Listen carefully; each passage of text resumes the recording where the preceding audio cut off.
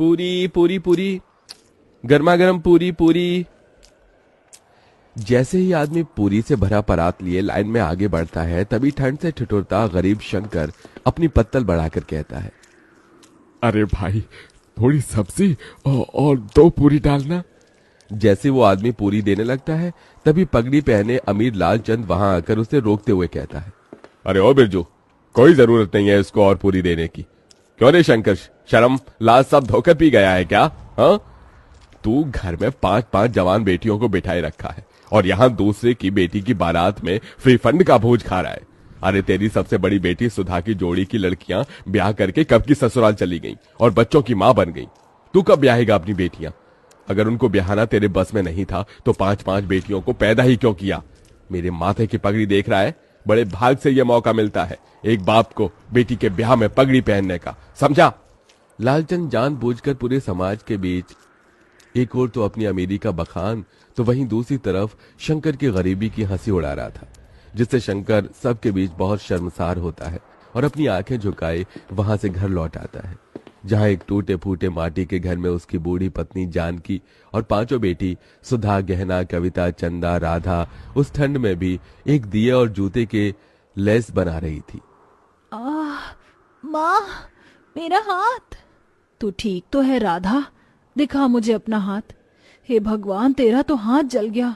कहा था तुझे कि लेस का माल तू ना बना, तुझे दिए पर संभाल कर हाथ चलाना था। पहले ही अपने घर के दुख भरी परिस्थितियों को बाहर से ही देखकर शंकर अपनी आंखों से आंसू पोंछकर मुस्कुराते हुए अंदर आता है। अरे क्या कर रही हैं बाबा की 5 बेटियां? अरे बाबा, आप आ गए। हे भगवान, आप तो ठंड से कांप रही हैं। मैं आपके लिए आग जला देती हूँ। कितनी बार कहा है आपको कि एक स्वेटर अपने लिए खरीद लीजिए, बाहर कितनी ठंड गिर रही है और आपका बुढ़ापे का भी शरीर है। तभी दुखमन से शंकर ने कहा, चिंता मत कर मेरी लाडो, तुम 5 को ब्याहने से पहले नहीं मरूंगा। जब तक तुम 5 की विदाई नहीं हो जाती, मेरे प्राणों को भी कहाँ मुक्ति मिलेगी। एक बार तुम 5 की विदाई कर दूं, फिर चाहे मेरी मिट्टी उठ जाए। ये सुनकर गरीब शंकर की 5 बेटियों की आंखों आंसुओं से भर जाती हैं। भगवान के लिए फिर कभी अपने मुंह से ऐसी बात मत निकालना बाबूजी। आपके सिवा माँ और हम 5 का इस दुनिया में है ही कौन? तभी जानकी खाना परोसती है और शंकर अपने हाथों से अपनी 5 बेटियों को खिलाता है। शंकर के पास धन दौलत नहीं थी, मगर वो दिलदार आदमी था। शंकर को हमेशा अपनी 5 बेटियों की शादी और उनकी विदाई की ही चिंता लगी रहती, क्योंकि कोई भी उसे रिश्ता नहीं जोड़ना चाहता था।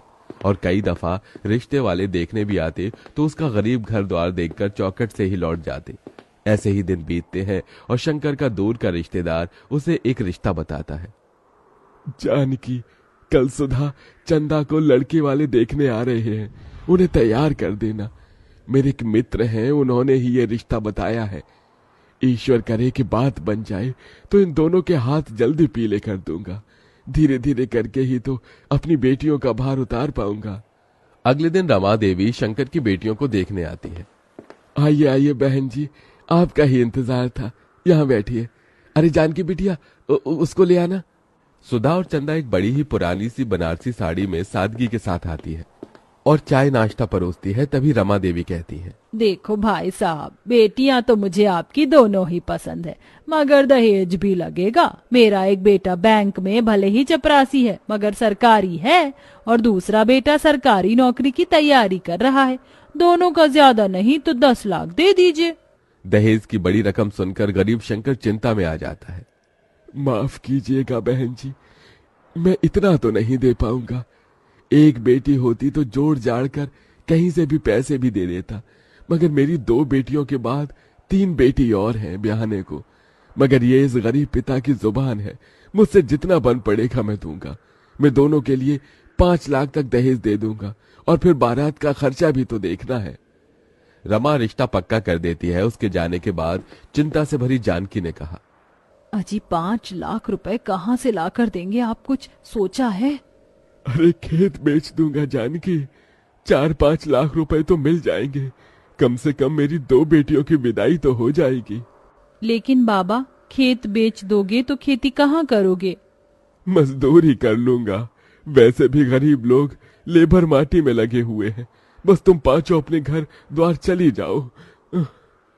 बेटी की विदाई के लिए मजबूर होकर शंकर अपना खेत बेच देता है, जिसके बदले उसे केवल 2 लाख ही मिलते हैं।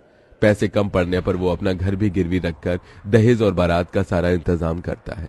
रमा बारात लेके आती तो है, सभी बाराती ठंड के गर्म कोट, जैकेट, स्वेटर पहने आते हैं, तो वहीं गरीब शंकर धोती और पतले पुराने से कुर्ते, जो कि जगह जगह से फटा होता है, उसमें ठिठुरता हुआ हाथ जोड़े बारातियों का स्वागत करता है। मगर एकदम से रमा की शर्त पलट जाती है। अरे रमा जी, आपने मुझे वचन दिया था, आप ऐसे कैसे बात से मुकर रही हैं? देखो भाई, 10 लाख रुपए से दहेज का 1 पैसा कम नहीं लगेगा। अगर तुम दे सकते हो तो कहो, नहीं तो बारात वापस लेकर जाते हैं। शंकर डबडबाई आंखों से मंडप में दुल्हन बनी बैठी अपनी बेटी को देखकर अपनी पगड़ी उतारकर रमा के पैरों में रख देता है। मैंने अपनी इज्जत आपके पैरों में रख दी है, दया कीजिए। अगर ये शादी नहीं हुई तो लोग मुझे और मेरी बेटियों को जीने नहीं देंगे। रमा पगड़ी को पैर मारकर चली जाती है, तो वहीं समाज भी शंकर पर थू थू करने लगता है। तो वहीं कुछ दिन बाद कर्जदार भी उसका घर तक छीन लेते हैं और अब शंकर अपनी पत्नी और 5 बेटियों के साथ ठंड में सड़कों पर भटकने लगता है और सब एक कचरेदान के पास आकर पाइपलाइन में रहने लगते हैं। अगले दिन शंकर ठंड में भी काम ढूंढने निकल पड़ता है। बाबूजी, आप कहाँ जा रहे हैं? काम ढूंढने जा रहा हूँ। मगर बाबा, बाहर इतनी ठंड गिर रही है। अगर ठंड देखूंगा तो जीवन भर भी इस गरीबी में तुम 5 की विदाई नहीं कर सकूंगा। पिताजी, अब हम 5 भी आपके साथ मेहनत करेंगे। जब इस भयंकर ठंड में बूढ़ी होकर आप काम करेंगे तो हम जवान होकर क्यों नहीं? थोड़ी दूर जाने के बाद शंकर को सड़क बनाने में काम मिलता है, जहां मजदूरों की जरूरत होती है। अब शंकर और उसकी बेटी कड़कड़ाती ठंड में मेहनत करने लगती है। तभी एक दिन ठंड से सड़क पर बहुत कुहासा छाया होता है, जिससे एक महंगी गाड़ी आगे आकर खंबे से टकरा जाती है। 5 बहनें आकर गाड़ी में से एक औरत को निकालती हैं। दीदी, इन माँ जी के सर से तो खून बह रहा है, इन्हें पट्टी बांधनी होगी। चंदा, चल इन्हें घर ले चलते हैं। शंकर का परिवार अंजना की बहुत देखभाल करता है। वहीं बातों बातों में शंकर अपना दुख उससे बांटता है और फिर, भाई साहब, भगवान ने आपकी 5 बेटियों को मेरे बेटों के लिए ही बनाया है। मैं इन्हें अपने घर की बहू बनाना चाहती हूँ। ये सुनकर शंकर की आंखों से खुशी के आंसू छलक पड़े।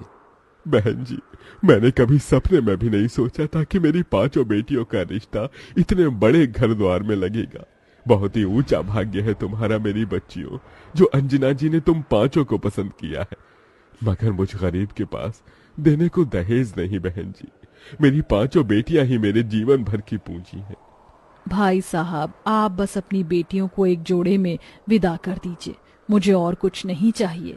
थोड़े ही दिन बाद शंकर अपनी बेटियों की विदाई की तैयारी में लग जाता है। वो कड़ाके की ठंड में कांपता ठिठुरता कचरेदान को साफ करके वहां मड़वा बनाता है और खाने पीने शुद्ध बोध बिसार कर खुद को मेहनत में झोंक देता है और 2 पैसे ज्यादा कमाने के लिए गीली रेत बालू उठाकर मिले पैसे से 5 की शादी का जोड़ा खरीद कर लाता है। शादी का दिन आ जाता है। बड़े धूमधाम से अंजना बारात लेकर आती है। आंखों में आंसू भरकर शंकर कहता है, देखो जानकी, हमारी 5 बेटियों की बारात आई है, आज उनकी विदाई है। आपने अपने पिता होने का फर्ज पूरा किया जी। इसके बाद जानकी और शंकर उन 5 का कन्यादान कर देते हैं और विदाई का पल आ जाता है। तभी, ये लो मेरी बच्चियों, ये चावल पीछे को फेंक कर आगे बढ़ो। एक एक पैर बढ़ाती हुई 5 चावल पीछे जानकी की झोली में गिराती हैं और फिर अपने पिता के गले लगकर फूट फूट कर रोती हैं। बाबूजी, आपने हम 5 की विदाई के लिए बड़ा तप किया है। देखिए, आज हम विदा हो रही हैं। अपना ख्याल रखिएगा। तुम भी अपना ध्यान रखना मेरी बच्चियों, सदा खुश रहना।